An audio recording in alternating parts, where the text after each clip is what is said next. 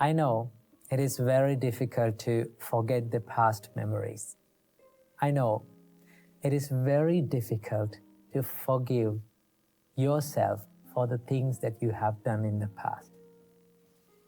But at the end of our life, at the end of our day, what we all need is nothing but just the peace in our mind.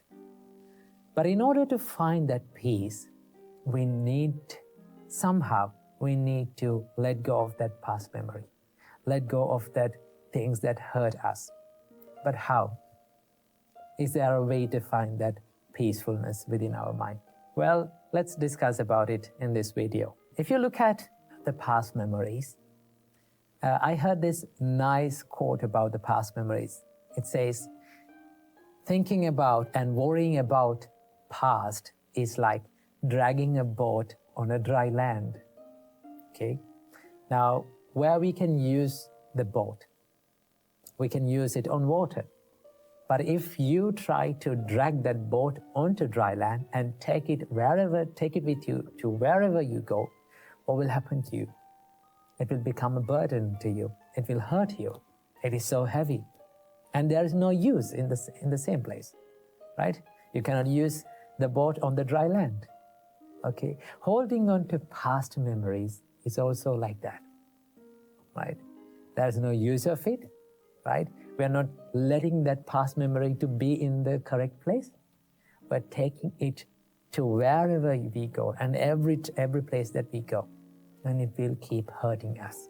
So what we can do to forgive ourselves and let go of that past memory?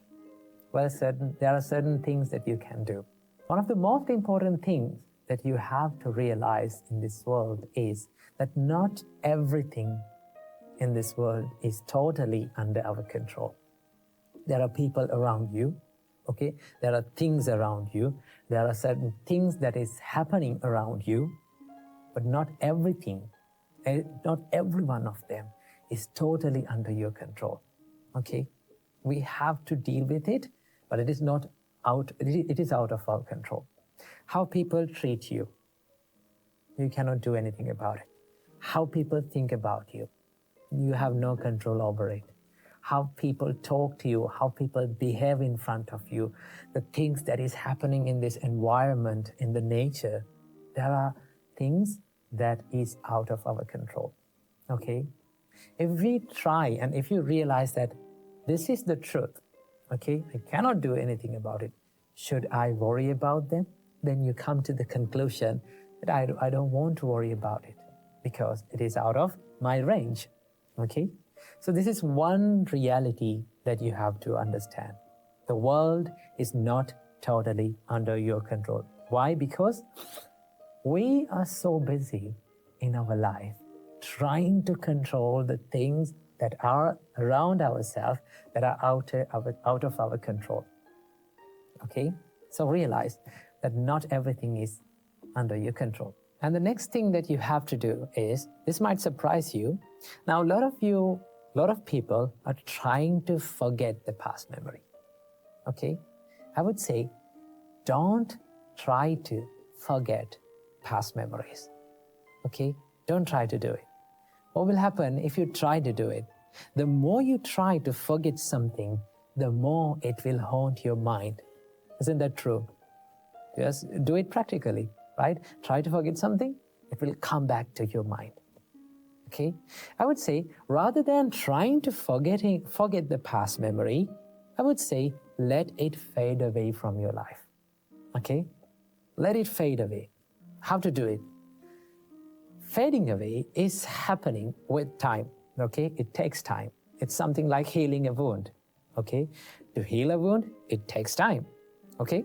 So what we have to do is, we have to give less attention to that memory. Okay? Now, most of the time, what happens in us is, when past memories haunt us, we give so much attention to it. We give so much awareness to it and think like, this is the biggest tragedy in my life. This is the biggest mistake that I have done in my life. Now my life is worse. Okay? The more we give attention to something, it will grow. That is the nature of the mind. The Buddha said, the more you give attention to something, these kind of thoughts come again and again to your mind. So what we have to do is give less attention to it. But how? Okay. Now, so many of you say it is very easy for you to say that give less attention to it. But it is very difficult. I know it is very difficult. But there's one thing that we can do. We can identify that thought as a thought. Okay, let's say these past memories, they are always the thoughts inside our mind. Okay, and also there are certain good memories and happy memories. All of them are just thoughts. Okay, the only difference between these hurtful memories, past memories, and the good memories is the way we look at that thought. Okay, the perspective towards that thought. If we can identify, this is just a thought, there's no difference. Okay, it will come to our mind and this will fade away and this will pass away with the time. So I must give some time to my mind to let my mind heal. When you do that, the past memories will start to fade away little by little. Why? Because you are giving less attention to it. Okay? Then there will be a day that comes, then you come to a conclusion and you will realize that these past memories are no longer hurting you. Okay? In my life, I had bad memories. Okay? The reason why I'm telling this is because I've been in the same situation as you guys. Okay? There was so many past bad memories and mistakes that I have done in the past, but when we give less attention to that, it will fade away. Okay? Then you will be okay with those past memories. So that is what I have to share with you in this video. So just let your past memories fade away from your life. Learn from your past, learn from your tears, and let your tears water the seeds of your future success. Keep that in your mind. Welcome to yet another episode in Inner Guide Q&A program. Today we are going to talk about how to deal with past memories. They are the memories that are holding us back and destroying our present moment and our future. So how can we deal with these past memories? First of all, I will tell you a nice story. In the Buddhist time, there was a murderer. Now, he wasn't just a murderer, he was a serial killer. He killed thousands and thousands of people. And do you know what he did to those dead people? He cut a finger from each one of them and he made a garland out of that fingers. And he wore that garland around his neck. So his name was Angulimala, the person who wears the garland of fingers. With the help of the great Supreme Buddha, he became an innocent person again. Before becoming a serial killer, he was just an innocent boy. But with the bad companionship, he became a serial killer. So with the Buddha's help, he became an innocent person again, and he became a monk. After that, he realized the teachings of the Buddha and he became enlightened. The reason for his enlightenment was he did not let his past to define who he is, right? He did not regret about what he has done in the past. Instead, he focused on the present moment. The Buddha advised Angulimala, after becoming a monk, think of yourself as a newly born person, a new person, and do not let your past to define who you are. So he did meditations and he practiced the path of the Buddha and he became enlightened. So that was the little story. So what we can take from this little story. If you're holding onto the past, and if you're letting your past to define who you are, right, you will never be the person that who you want to be. So remember, mistakes can happen by anyone. We make mistakes. That is why we are known as humans. Okay? So mistakes can happen. Even the good people make mistakes.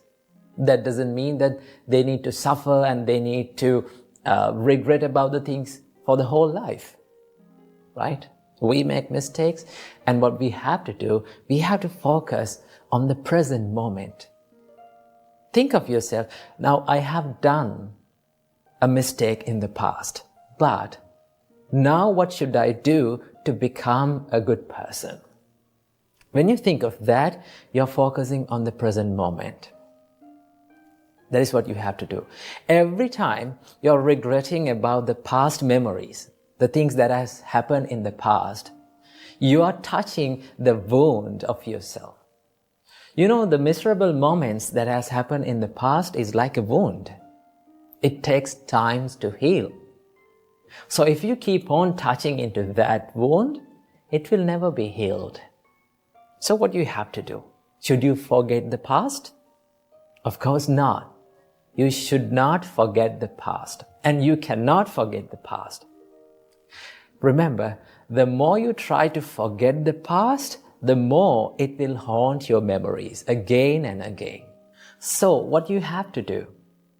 You have to let your miserable and painful past memories to just fade away from your life, right? So to do that, you should not give much attention to the past miserable, painful memories. Right? When we are not giving any attention to something, chances are very high for it to fade away from our memories. So what you have to do, just do not give any attention to those past memories. Okay? And that is why our great teacher Supreme Buddha taught us in Bhaddekaratta Sutta, Atitang nanva gameya nappati kanke anagatang. Do not dwell on the past. Nappati kanke anagata. Do not dream too much on the future. Yadati tang pahinatang apattancha anagatang. The past has gone now. It is over. And the future hasn't yet come. And Buddha said, Pachupannancha yo dhammang tattha tattha vipassati. You have to focus on the present moment and do what is right here, right now. So do not let the past to define who you are, and focus on the present moment and think, what can I do to become a better person now? Admit your faults. Learn from your past. Do not make it a wound and a painful situation. Just learn from it, right? And then you can think, what should I do to become a better person right here, right now? Right? When you do the good things and when you do the right thing in the present moment, your past will be a good one and your future will be also a good one. So what you have to do, you only own this present moment. Always keep it in your mind, right? The moment that you only own is this moment, right?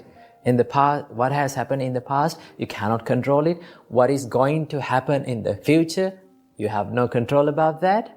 What you have in your hand is this present moment. So focus on the present moment, do the good things, be a good person, and your future will be a better one. Your past will be a better one also. So practice the Buddha's teachings and stay in the present moment. Namo Buddhaya.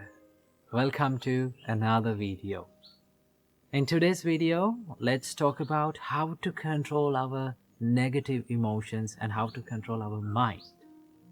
Well, the nature of our mind is it always likes to wander in negative emotions and negative thoughts. Negative thoughts like anger, desire or lust, or then jealousy, maybe resentment, These are the negative thoughts that our mind likes to wander in. So how can we control it? Well, our great teacher Supreme Buddha introduced us a gradual training where you can practice this controlling of negative emotions or negative thoughts in your mind. So without any further ado, I'm going to introduce them to you. So first and foremost, before getting into these steps, there is one thing that you have to practice, and there is one thing that you have to master, and that is awareness. If you are not aware of what you're thinking, if you are not mindful about what you're thinking, then you cannot control it. So you have to totally understand and you have to totally be aware of what you're thinking. Okay? So whenever you become aware of what you're thinking, then you will have that power to control it. So here comes the first step. Buddha says, whenever you become aware of your mind is wandering in negative thoughts like anger or lustful thoughts or resentment or jealousy, the first thing is to shift your thought pattern to something wholesome. There are some wholesome thoughts in your mind which makes you peaceful. Maybe like thinking of something that you have done in the past, like maybe you helped someone. Whenever you think that thought, your mind becomes happy and peaceful. So what you're going to do is, whenever you become aware of your negative thoughts, we're going to shift our thought pattern to something that is wholesome, something that makes us peaceful. So that is the first thing that Buddha says. Shift your thoughts to wholesome thoughts. If that first step did not work out, then what you have to do, go for the next step. What is that? Buddha says, think about the disadvantages of thinking negative emotions, right?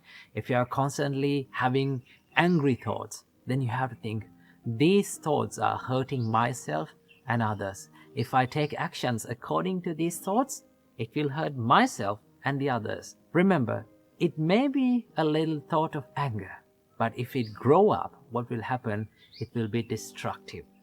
So what do you have to do? Think about the drawbacks or disadvantages of thinking these negative thoughts. Then, whenever you see these disadvantages, your mind will tend to stay away from these negative thoughts. Most of the time, we are not aware of these disadvantages. Okay? So what do you have to do? Think. If I keep on thinking these negative thoughts, it is not going to help me. It will disrupt my peacefulness. Right? That is the second step. Then as the third step, Buddha says, pay no mind, pay no attention. If the second step did not work out, go for the third step, to not to pay any attention to that thought. Right? See, whenever we give so much attention to something, maybe a thought, it grows again and again, it grows more, right?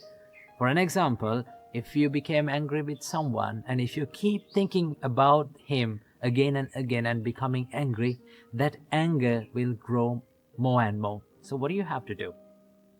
We have to let the thought be a thought without paying much attention, right? When you just stay away from giving attention, then it will fade away from your mind. It's something like this. Have you seen little babies, when they fall down, they start to cry, right? If the parent or the mother or father see that it is not a big deal of falling, if mother or father did not give any attention to that baby, what does he do? He just don't care about that. He will stop crying. Same thing goes with our mind. If we did not pay any attention to that thought, right? If we did not care about that thought and just let it go and let it pass away from our mind, then it will fade away. That is one way of doing that. If the third step did not work for you, then the Buddha says, go for the fourth step, to relax your thought process, right? Now remember, when you think negative thoughts, your mind becomes so much busy, so much rough and distracted. So, what you're going to do is, you're thinking, why am I thinking these distractive thoughts, these negative thoughts that are making me so much busy and making me distracted, right? So what you're going to do is you're relaxing your thought process to something very soft and subtle. Maybe like loving kindness, maybe like compassion, right? Maybe like gratefulness. When you think those thoughts, when you think more positive thoughts, your mind or your thought process becomes so much relaxed. And then if the fourth step did not work for you, then it comes the final step. This is something that we have to do with a great care. I do not recommend for everyone to do this. This should be done with a great experience and a good practice, right? And that is to crush your thought with awareness, right? You have to be totally aware of your thinking pattern and have a good determination to your mind that I am not going to think these negative thoughts, right? But this should not be done by everyone, right? Some may be not good at this, right? If you keep on becoming aware and if you keep on forcing this mind, it will grow more and more these negative thoughts. So if all those 4 steps did not work for you, then you have to go for the final step, right? So it is much better to practice these 4 thoughts before doing the final one, okay? So practice these things. When you practice, you will feel and you will understand that your negative emotions are fading away little by little. Remember, this is not going to happen overnight. It will take a long time to do this, but you have to keep on practicing. Keep on doing it. Make it a habit, and then you will become a master of it.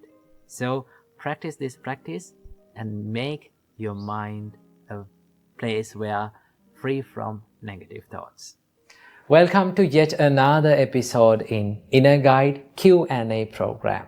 Now it's been a long time that we haven't done a Q&A session. So today we are going to answer one of your questions. Someone has mentioned in the comments that it said that what to do when the life is becoming unfair and what to do when life is not going in my way. Well, we are going to talk about this today. First of all, remember the nature of our life. What is the nature of our life? Life is a little bit unfair. That is the real nature. But the problem is we expect that everything in our life to be perfect and to be fair. That is the problem. That is where the real problem is. Because Buddha said, if you have expectations, if you have more and more expectations inside yourself, chances are very high for you to feel so stressed. So remember that expectations stands for suffering. If you expect the life to be fair, you will suffer, right? So the nature of our life is, it is a little bit unfair. So how to face such situations, how to face unfair situations in our life? Well, I want you to do 3 things when you face tough situations in your life, right? These are very simple, but yet when you practice it, it is very hard to do that, but you can achieve it. Number 1, first of all, you need to realize what the situation is. That is the first thing that you have to do. If you're going through a hard time, right, you need to analyze about that and see what the problem is. Well, there are 2 types of situations in our life. What is that? First type of situation is the situations which are in our control. Experiences which can be changed by ourselves, right? And the second type of situation is the situations which are out of our control. We cannot do many things about that situation, right? So these are the 2 types of situations that we go through in our life. So first of all, you need to analyze and you need to see what the problem is, whether it is in my control or out of my control. Right? When you realize about the situation, then you can do something about that situation. Okay? That is the first thing you have to do. Analyze the situation. Number 2, if it is a situation that is in your control, just do something to change that situation. So, what are the things that are in our control? What are the situations and experiences that we face in our life and which are in our control? Well, if you face a bad time, if you face a stressful situation because of your own faults, because of a mistake that is within yourself, then you can change it. Because we own our mistakes. We are the owners of our mistakes, and the mistakes can only be changed by ourselves. No one can change that. Someone can advise you, someone can show you the path, but no one can make it correct than you. So, what you have to do, you have to change the situation. If it is your mistake, correct it. If it is your fault, then do something about it to change that situation. So these are the things that are in our control. Remember. Here's the third one. When we face the situations that are out of our control, how to face that situation? Well, these are the situations we spend most of our time trying to change that, but we cannot do anything about that situation. So what are the situations which are out of our control? There are many things, right? Criticism is out of your control. People's opinions, they are out of our control. How people behave in front of you is totally out of your control. They are their choices, not your own choice. But we try to change these situations and we become so sad and depressed trying to change, and we find that we cannot change this situation. So if you cannot change the situation, what you have to do? You have to change your perspective about the situation. Right? You can change the perspective about the situation, because the perspective and the way you see that about that situation is totally in your control. Because your thoughts are in your control. Right? So what you need to do is, if you cannot change the situation, change the perspective, change the way you see about that situation. Okay? So remember, when people act weird in front of you, when people try to make you angry, when people criticize you, right? When people give unwanted opinions about you, just think, these things are out of my control. I should not waste my time of my life to change these situations. It is much better to change my perspective about this situation. So how can you change the situation? How can you change the perspective? You can be kind to them. Right? You can maintain a positive mindset inside you. Right? It is much better to maintain a positive mindset daily, every day. Right? Listen to some things, positive words every day.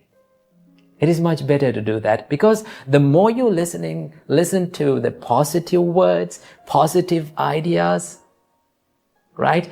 Then the more you become positive inside. Right? Then you can change your perspective about the situation. That is what you can do. Always remember what Buddha said. It is a nice quote that Buddha said that describes about the life. Buddha said, "Achinti tampi bhavati, chinti tampi vinasati." That is one of the greatest and one of the nicest quotes that Buddha have told about the life. In life, Buddha said, "Achinti tampi bhavati." Most of the times, unexpected things happen. Isn't that true? We don't know what will happen in the next time, right? It is a mystery. So in life, always unexpected things happen. And the things that we expected will going to be destroyed, right? If we expect something, we don't get the same thing. That is the thing. So remember that quote that was said by the Buddha. Achintitampi bhavati, chintitampi vinasati. Right? And there's another quote that was said by the Buddha. Sadharanang vihanyanti. If you expect the life to be fair, chances are more that for you to suffer in your life. So live with less expectations, right? If you are going through a tough situation, just analyze the situation, realize about the situation, and if you can change the situation, do something about it. If you cannot do it, something about the situation, change your perspective.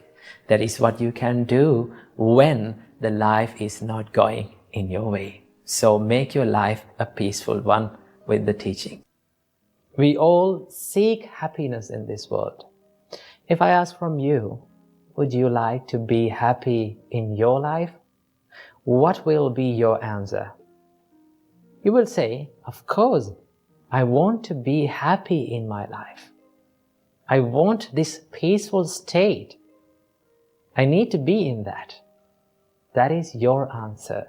That is the answer of all living beings.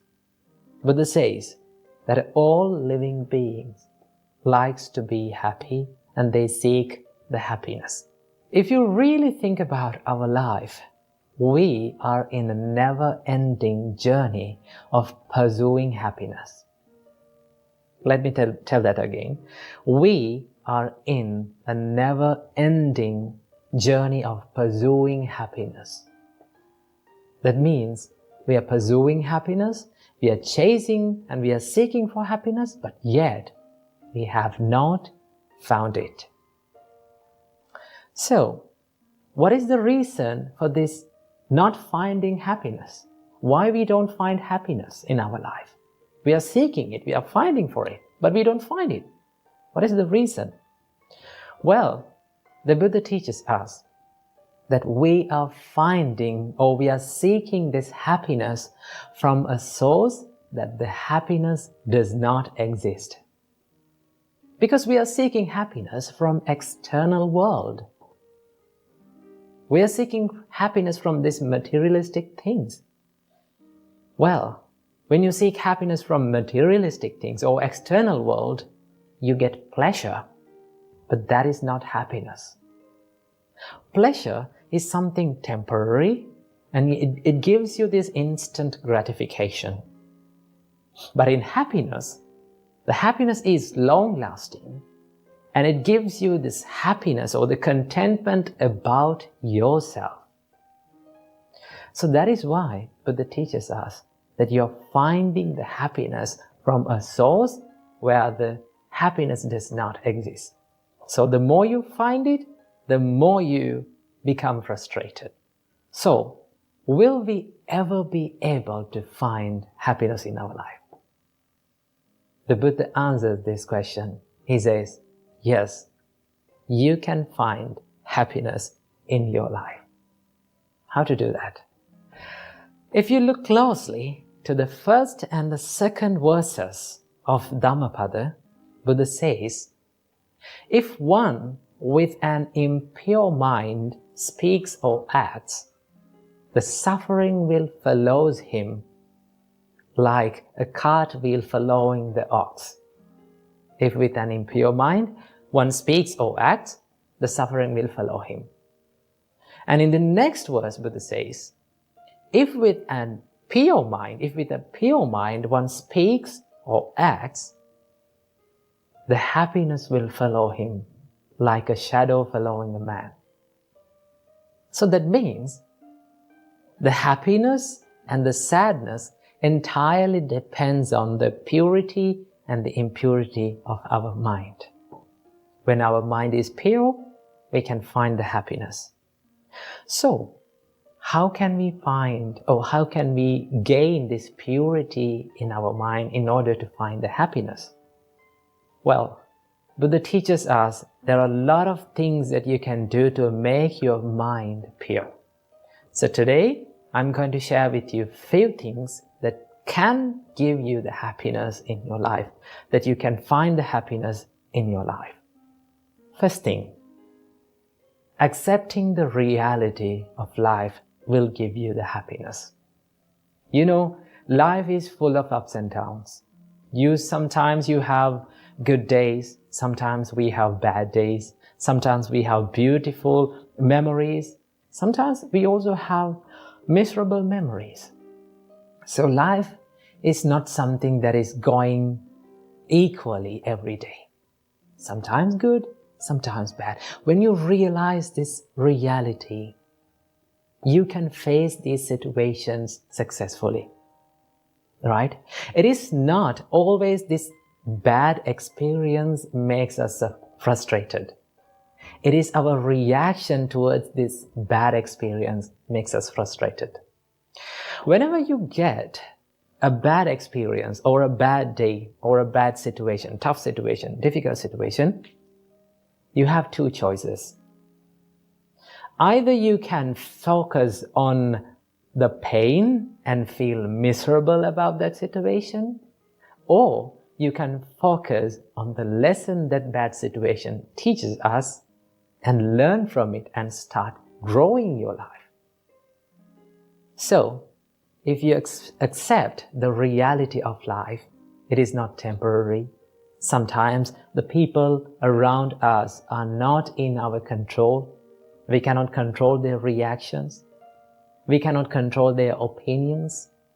So when you realize these situations, you can face those situations successfully. That is one thing, accepting reality of the life.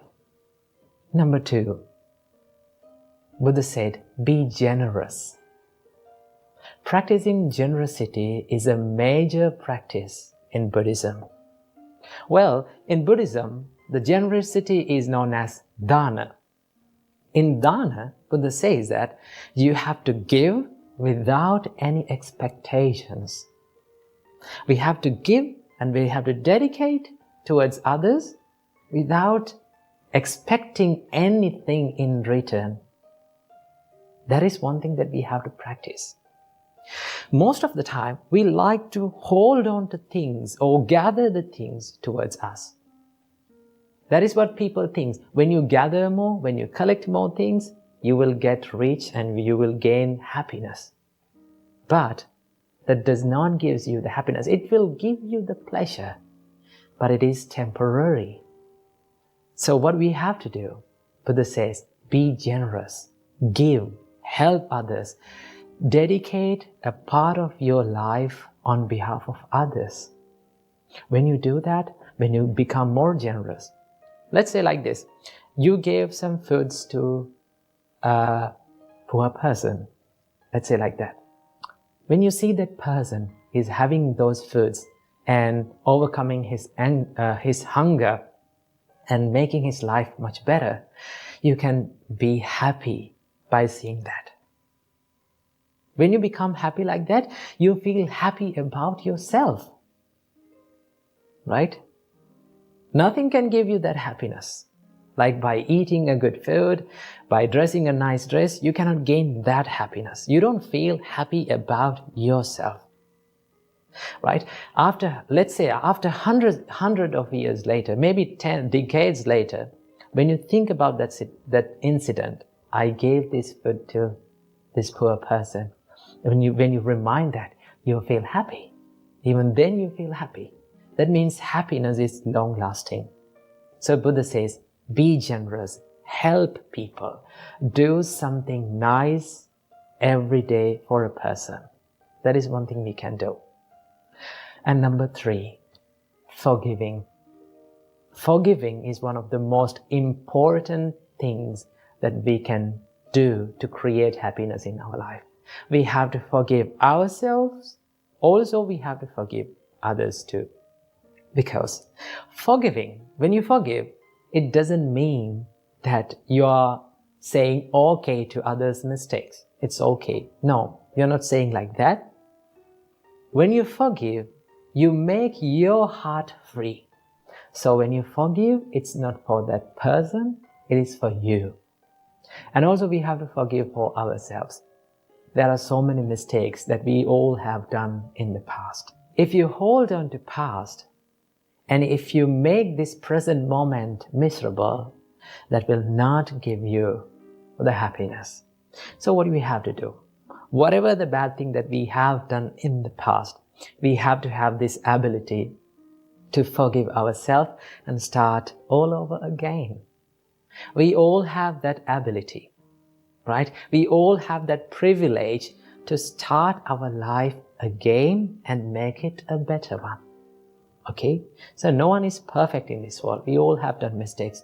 One thing that we have to do is to forgive and start doing good things.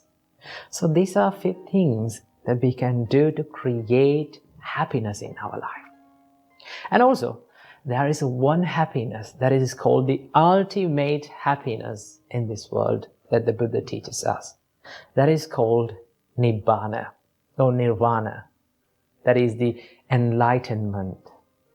When you realize about the reality of this life, and when you remove this desire or the craving that arises within your mind, then Buddha says that is the ultimate happiness.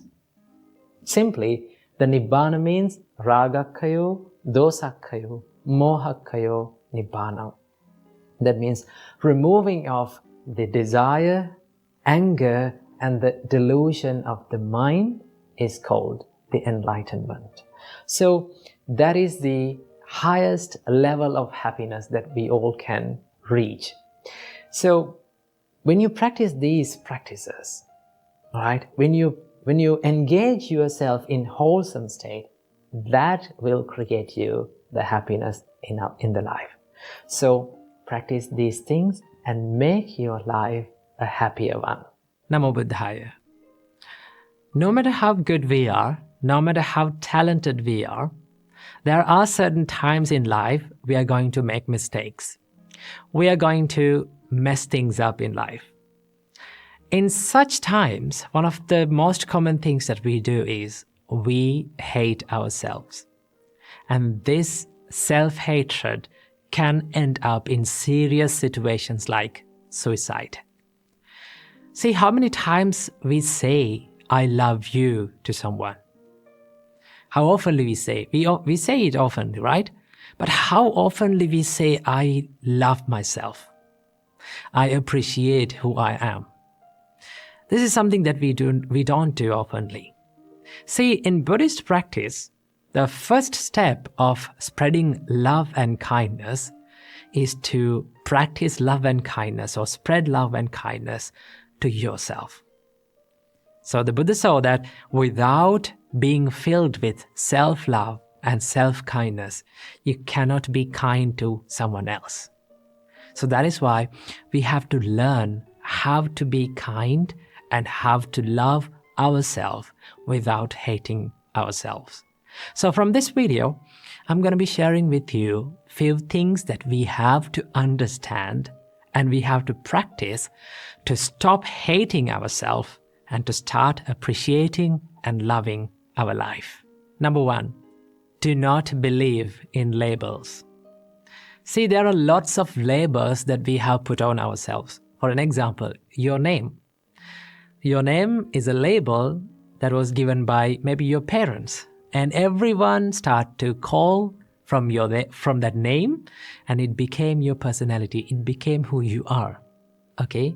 Same like that, we are so good at labeling ourselves with our imperfections, with our mistakes, or with our incapabilities.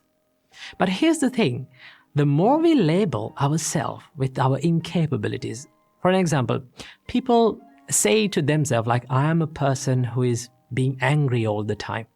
Okay, I'm a person who has having a weak mindset. I'm a person who is lazy all the time. Okay, I don't have any friends. I'm not getting in with friends. Okay, I cannot be with these people. So the more you label like that yourself, it becomes your personality. And that is why we should not believe in the labels that we put on ourselves. Why? Because a label or your incapabilities or your weaknesses or your mistakes are just a thought pattern. And it is always can be changed. Okay? You can always improve. And that is why we should not label ourselves with our incapabilities and our mistakes or from our weaknesses. We always have the chance to improve and to evolve. Number 2, learn to accept mistakes. Mistakes are the proof that says that we are trying in life and we are not willing to give up on ourselves. Every great person in this world has made mistakes, and they have learned from their mistakes, and that is how they evolved, and that is how they achieved the greatness. Always remember, the mistakes will never define your character unless you define your character with your mistakes. So do not let your mistakes to define your character. Always you have the chance to improve and move on and make yourself a good person and improve yourself. Believe in it. Number 3, stop criticism. This is something that is very important that we have to focus on in loving ourselves. Stop criticizing yourself. Stop criticizing others. Now here I'm not talking about the constructive criticism. I'm talking about the negative criticism. Okay? Do not criticize others and also do not criticize yourself. Okay? Why we should not criticize others to put others down? In each and every time when we criticize someone, we give the message to our mind that we are better than them. Okay? I am perfect than them. And you set standards to yourself. Most of the time, these are not realistic standards. Okay? And when we cannot live up to our own standards, what happens to us? We hate ourselves. And that is how criticism steals the self-love and the self-value. And that is why we should not criticize anyone. And number 4, believe that imperfection is beautiful. Just take a deep breath and look into this nature. Everything has that one nature that is the imperfection. From the little plant to the great mountain, everything is imperfect, right? There is no perfectly symmetrical plant in this world. There is no perfectly symmetrical mountain in this world. Everything has the imperfection. And as humans, we also imperfect human beings, okay? And also it gives the chance for us to evolve. It gives the chance for us to be more productive and be more successful. See, becoming successful and becoming happy is not a destination. It is not a perfection, right? It is always a journey. We have to keep improving ourselves. We have to keep becoming successful, becoming happy. It is a journey that we go through in this life. So when you accept the imperfections, no matter how good we are, no matter how talented we are, no matter how great we are, there will be always imperfections in life. When we accept it, we can focus our kindness and our love towards ourselves. And also, every single day, this is something that you can practice. When you wake up in the morning, just sit on the bed and think, no matter how imperfect I am, no matter what mistake that I do in my life, I'm not going to give up on myself, right? I keep improving myself. I keep making myself a good person, a happier person, and I will never let go of myself. This is not something that is called selfishness. Selfishness is expecting many unrealistic things from yourself. Right? And then when you're not up to your standards, you start to hate yourself. And that is why when you truly love yourself, truly love your imperfections, and truly love who you are and accept who you are, you get the chance to improve and you get the chance to evolve.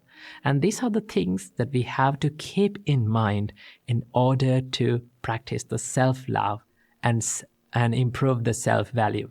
So keep practicing these things and make your life happier and healthier. Now, one of our viewers have asked a question from us, that what is true love according to the Buddhism? Well, when we talk about the topic love, remember, as humans, as beings in this world, we all seek love and affection in our life, right? All living beings needs love to live. So when we talk about the topic love, it is a vast and a broad topic, right? Love can be found in many ways. But the basic and the base for all these kinds of love is the kindness and the compassion.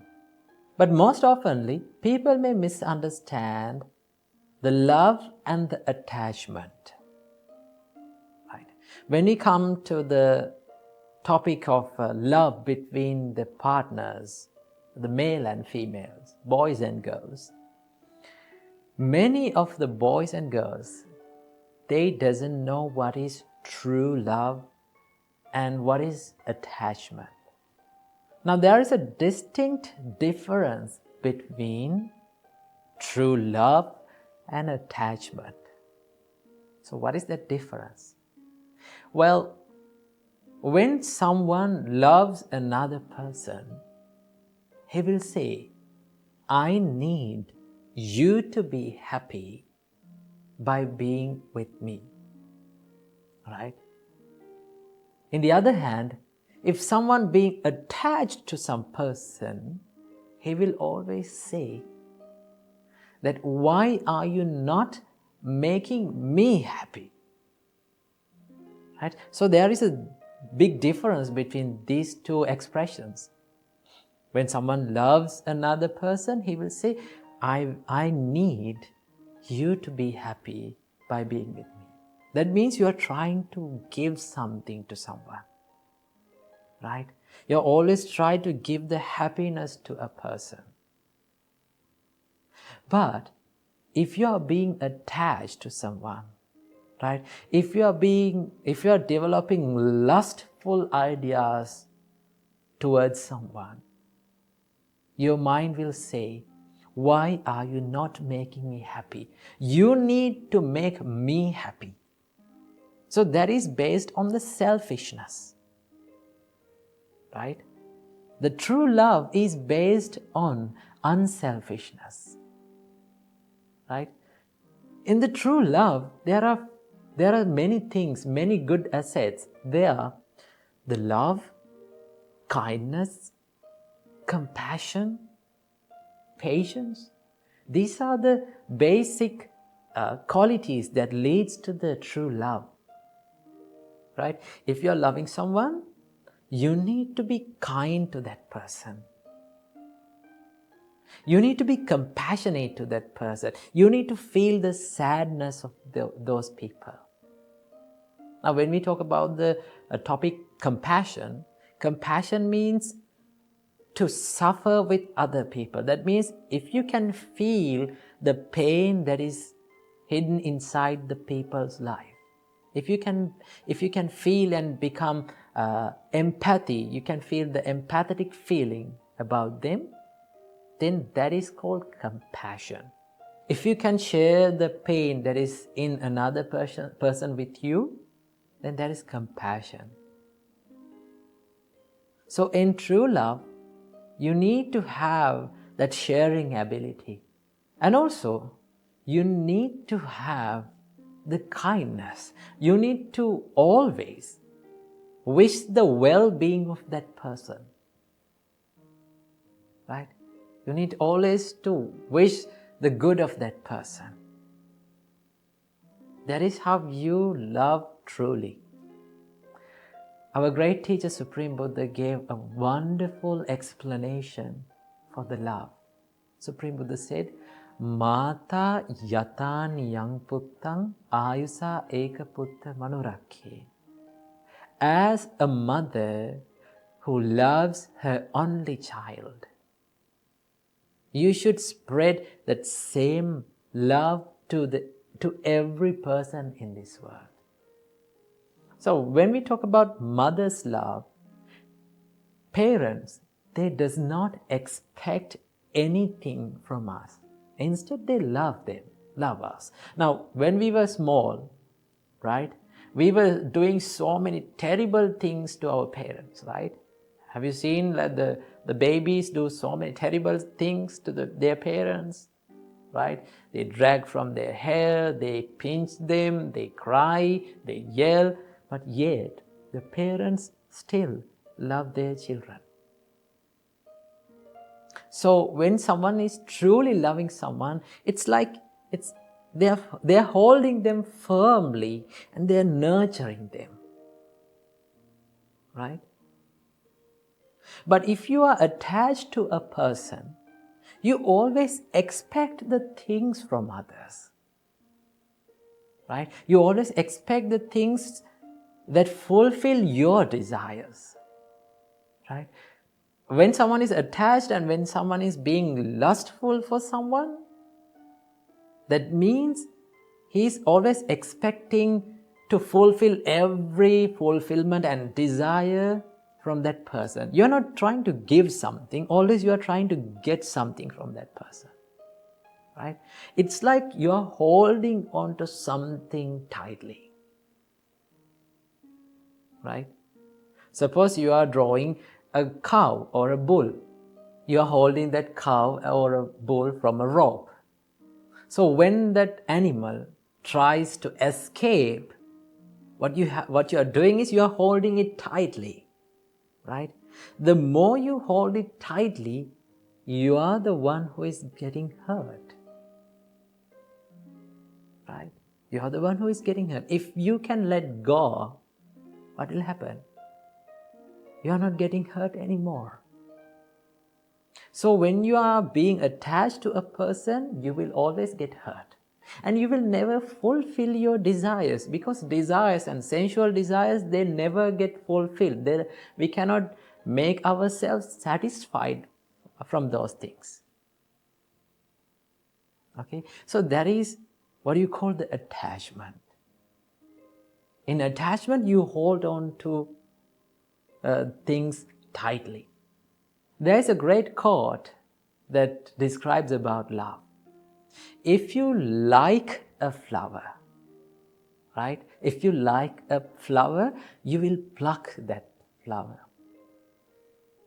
But if you love a flower, you will water the plant, that flower plant. So if you love someone, what you have to do, you have to say that I need you to be happy with me, right? I always wish the happiness of your life. If that happiness includes me, that is better. But if it is not, in that case also, I need you to be happy. That is how you love truly. And that is the difference between the true love and the attachment, right? In true love, you don't expect anything from the person, but still you try to give the happiness to them. In attachment, you always expect the things from people, and still you will never be satisfied from them. So choose to love the people correctly. If you choose to love people correctly, then you will be a peaceful person throughout your life. Welcome to another video. In today's video, let's talk about relationships. And I'm going to be sharing with you 6 principles taught by the Buddha on having a healthy and happy relationship. Well, maintaining a healthy relationship, maintaining a happy relationship or long-lasting relationship is a bit challenging. Why? Because we have different personalities. We are different from one to another, right? But we lose this ability to understand about this situation, this reality. What is the reality? The difference between each other. Sometimes we ask from the people, or we ask from our partners, why can't you think like me? Why can't you be like me? Why can't you act like me or behave like me? This is where we make many problems in relationships. But if we can realize the difference between one another, or if we can realize this reality, what is that? We are different from each other. Then we can get the power of understanding. There's one important quality that we must practice in any kind of relationship, and that is the understanding. Right? Understand others' situations. Understand why they are acting like that, why they are behaving like that. So, our great teacher Supreme Buddha taught there are 6 principles to practice. These are the practices, actually. If you practice these 6 principles in any kind of relationship, your relationship will be much more happy and healthy. Okay, so without any further ado, let's get into these principles, and I'm going to explain one by one in turn. First of all, the Buddha said, you need to practice these principles when that person, the person or our partner or our companion or the people who we are relating to, when that person with us or in front of us, and also in the times where that person is not with us. That means both privately and publicly we have to practice and maintain these principles in our life. And also, these principles was taught by the Buddha to monks actually, because as monks, we live as a community. Now in our monastery, we have more than 25 monks. So when you analyze their personalities, they all are different. They all have different ways of lifestyles. So when we are interacting, there may be some problems. There may be some crashes. But if you practice these qualities, if we practice these qualities, there will be less problems. There will be less disagreements. So that is why Buddha taught us these principles. So this was originally preached by the Buddha to the monks actually. And also, you can apply these principles to your life also. So let's get into the first principle. Buddha said, you need to treat your spiritual companions, regarding to monks actually. Buddha said, you need to treat your companions with physical kindness, bodily kindness. What do you mean by bodily kindness? There are certain things that we can do from our body in order to show our kindness or show our compassion towards that person. It may not be big things like spending money on big things and buying big things to the person. But also, there are many things that we can do. There are little things that we can do for that person to create happiness on that person's mind. And also we can give that, by doing these things, we can give that idea that we value your life. That I value your being with me. So Buddha said, do the acts of loving kindness from your body. Maybe like helping in his career, maybe like helping in his household activities. If you take an example, like in a husband and wife relationship, you can share the things that you are doing in the life. We can help each other. That is one way of showing love and kindness to that person. And also we can show in many ways our love and kindness to these people. When you act from your body with love and kindness, that creates the mutuality between people. So the first principle is to treat people with physical kindness. Then Buddha said, as the second principle, treat the companions with verbal kindness.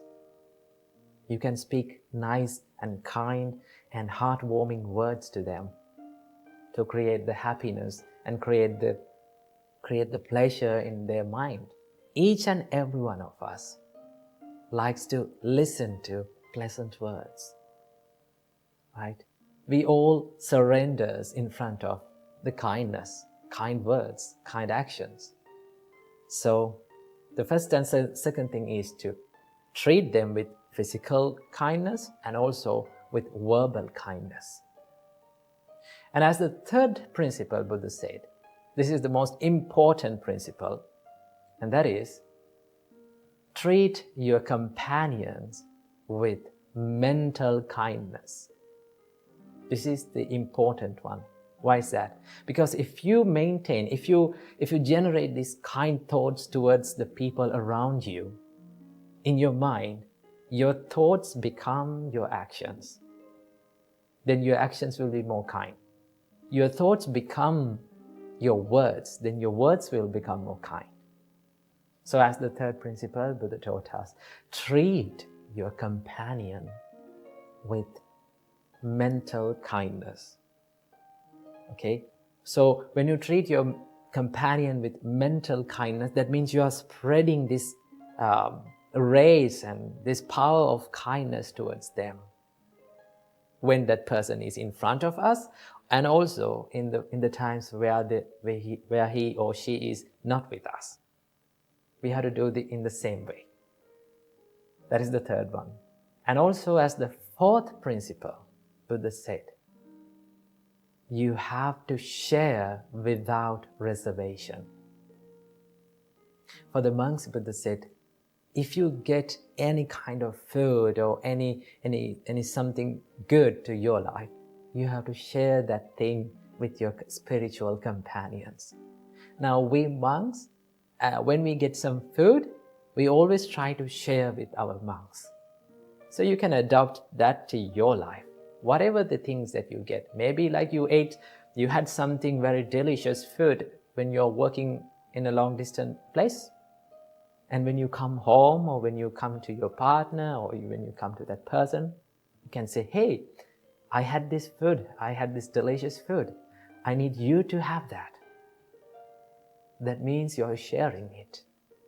When you share without reservation, it creates the peacefulness and it strengthens the relationships. So sharing is one of the most key and important ingredients in relationships. And as the fifth principle, Buddha said, you have to be virtuous. What do you mean by virtuous? Now, in Buddhism, as normal people, in Buddhism, we practice 5 precepts. Buddhist people practice 5 precepts. Abstaining from killing beings, abstaining from stealing, abstaining from sexual misconduct, abstaining from telling lies, and abstaining from taking intoxicating drinks and drugs or alcohols. So these are the 5 precepts that lay people practice in Buddhism. So when you become more moral or virtuous, it creates the trust in people. Now there's in relationships, in normal relationships, in people, this third precept is very important. In third precept, it simply says, you are not cheating your partner. That means it creates the trust and loyalty between the partner and in the relationship. In any kind of relationship, trust is the foundation. Without trust, there is no use of a relationship. So when you become more virtuous, you will create the trust and loyalty in the relationship. And as the sixth and the final principle, Buddha taught us, you have to have a common view in any kind of relationship. That means, if you can, in a relationship, if both the people, or if everyone work for one dream, work to achieve one goal, that creates the peace in this relationship. Now, as monks, Buddha said you have to have one dream or one goal in your life. there's only one purpose of becoming a monk, and that is to end the sufferings of this long cycle of rebirth and to be enlightened. When all the monks get together and work for that dream, then that will be so much easy to live with them, right? When someone is deviating from that path, that creates the problem, right? So in relationships also, if every one of us can work for one dream or to achieve one goal, then that will be more easy and more happy. So these are the 6 principles that we must practice in any kind of relationship. You can apply these principles to any kind of relationships, whether it is husband and wife, maybe like girlfriend and boyfriend, whether it is like parents and children, whatever the relationship is, you can apply these principles and make it more healthy and happy. So practice these principles, add them to your life, and make your life a better one. So I'm going to end this video with a nice quote that I've read.